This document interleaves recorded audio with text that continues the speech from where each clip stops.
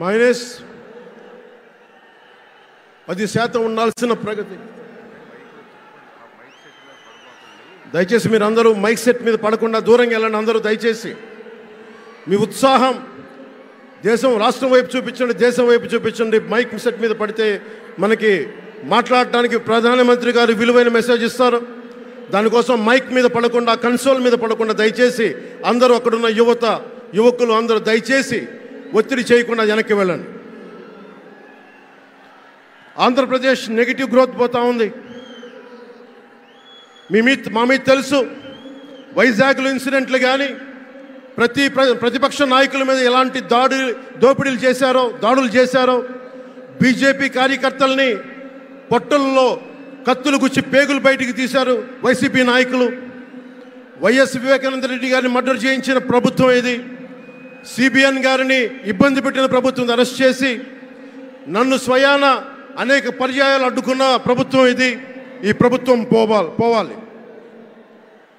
ఈ ప్రభుత్వం పోవాలంటే ఒకటే, డబ్బులు పెరిగిపోయిన జగన్కి ఎవరు అడ్డు ఆపు లేరు, నేను ఏదైనా చేయగలను అనుకుంటున్నాడు.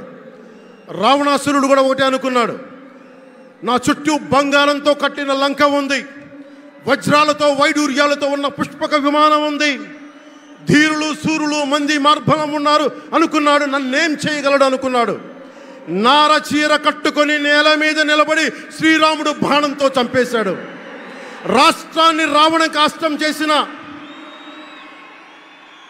అయోధ్యకే రాముణ్ణి తీసుకొచ్చిన శ్రీ మోదీ గారు ఇక్కడ ఉంటే, రాష్ట్రాన్ని రావణ కాష్టం చేసిన చిటికిని వేలంత రావణాసురుణ్ణి తీసేయడం అంత కష్టమా? నేను తాడేపల్లిగూడెం సభలోనే చెప్పాను, ఇక్కడ నుండి నేను దేవదత్తం పూరిస్తున్నానని. అర్జునుడు పూరించిన శంఖం దేవదత్తం అంటే నేను దేవదత్తం అన్నాను, కానీ పాంచజన్యం అనలేదు. అది పూరించాల్సింది ద్వారకలో ఉన్న శ్రీకృష్ణుడే. అక్కడి నుండే మోదీ గారు పాంచజన్యాన్ని వచ్చిన మోదీ గారు, గుజరాత్ ద్వారక నుంచి వచ్చిన శ్రీ మోదీ గారు ఈ కురుక్షేత్ర యుద్ధం కోసం పాంచజన్యాన్ని పూరిస్తారు. ఇక్కడ జరగబోయే ఎన్నికల కురుక్షేత్రం, ఈ యుద్ధం ఫలితం ధర్మందే విజయం, పొత్తుదే గెలుపు, కూటమిదే పీఠం. ధర్మందే విజయం, పొత్తుదే గెలుపు, కూటమిదే పీఠం. జై హింద్.